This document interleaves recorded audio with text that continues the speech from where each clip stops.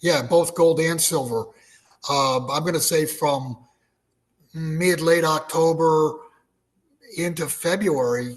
I mean, there was more sell orders. I took personally more sell orders than I'd ever taken combined in the previous 15 years. Uh, and my thought process, I mean, just after talking to some of these people, this is not people taking profits. This is people running out of money and needing the capital. And I think it goes hand in hand with the feeling that there's less money on the streets. Now, in the last 3 to 4 weeks, we've definitely seen less selling, and then the buyers are picking up. So that phase or whatever it was, I think that's coming or has come to a close. Yeah, well, interesting And to hear. Chris, let me just mention, just to be clear, that's retail gold and retail silver. That's the mom and pop stuff. You're talking about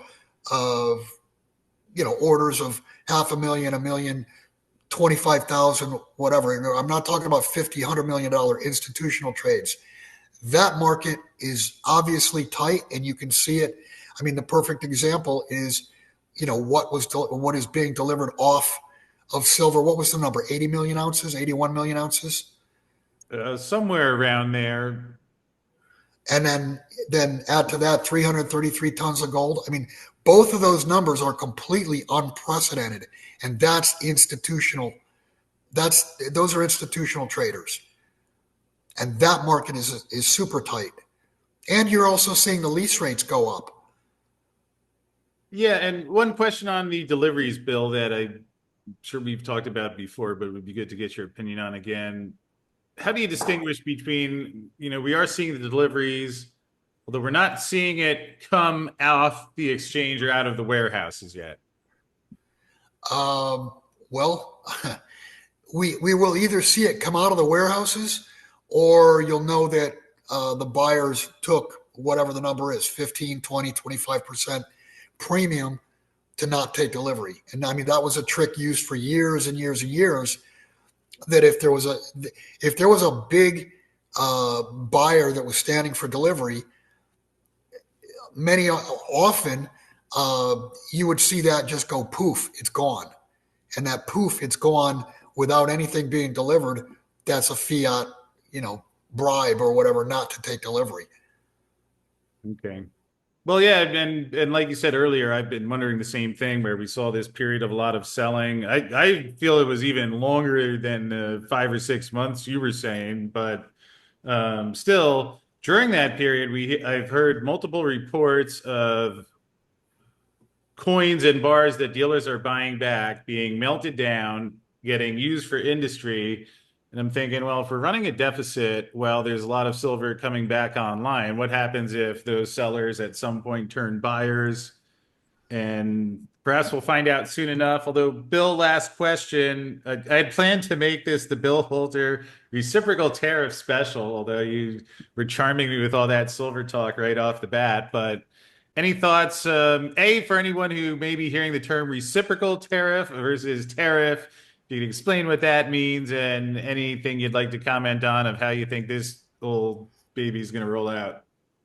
Yeah, reciprocal tariffs. I mean, you might as well just use the two words trade war. I mean, that's what it amounts to. If you got, we're going to tariff you, you're going to tariff us. If you're going to tariff us, we're going to raise ours, you're going to raise yours. I mean, no matter what, tariffs will slow business down. Tariffs will create less cash flow in the system. And you couple that together with what is Doge doing? Is it $200 billion? Is it 500? Is it a trillion? Is it 2 trillion? All I know is whatever gets cut or canceled, that's money that's not going into the system. So now you have tariffs that are going to slow down the cash flow. You got Doge that's going to be cutting cash flow off to a lot of these goofy, woke-tard programs. So what they're saying, what they're telling you And I mean, I think it's on purpose because there's no way that Trump doesn't know that, tariffs are going to create less cash flow into the system. There's no way he doesn't understand that if we don't spend $500 billion, that 500 billion's not in the system. It's not part of GDP. What they're doing is they're cutting the lifeblood off to the Ponzi scheme. And I view it as, I really believe, because they have to know what the results are. This is a planned takedown of the system. Yeah, well, I guess the way I've been looking at it, I mean, back when right before the election, after the election, where it's like, at least based on what I've read of Austrian economic theory, which I guess there's some real life impact, but it's like, sure seems like if they do this, then that idea of kicking the can down the road, that the amount of road left would be significantly shortened. And so far now I know things can change quickly, but so far they have not indicated that, okay, we're just kidding. And I guess we'll see what happens. Although fortunately, if all of that does go through as planned, I know one of the best places to stay posted. Hey, there's the 45,000 contracts there. I don't know if there's anything else you wanted to have in the background and comment on there, but I get your point. But look at the volume for the day. The volume for the day was it was a fraction of that. So my question is, how do you open 45,000 contracts if you didn't even do that much volume during the day? Where did they come from? Were they off exchange and now they're on exchange? I mean, I don't know. The math doesn't quite work out. So there's some degree to which you're sensing that there's at least an indication of something unusual happening, which is also right. Okay. Exactly. Now, along those lines, obviously we've heard a lot about the metal coming from London to New York, which, I'm thinking about it on one hand is exciting, and there's again indicative of stress. Yet also at the same time, when we're hearing, well, is there going to be a short squeeze or a shortage in London? Even if there were, how do you distinguish? I mean, it's not like the metal disappeared. They didn't throw it into the ocean. So the overall net supply is still there. But when we see the metal shifting its location, what does that actually mean or imply ultimately? I view it as a fire hose. Wherever the supply is going, there's a fire and they got to put it out. Okay. And who is it that is taking the metal and holding it at this point now once it's being shifted? I mean, who knows? Who knows who owns these contracts? But just understand, people for years have said, when's it going to happen?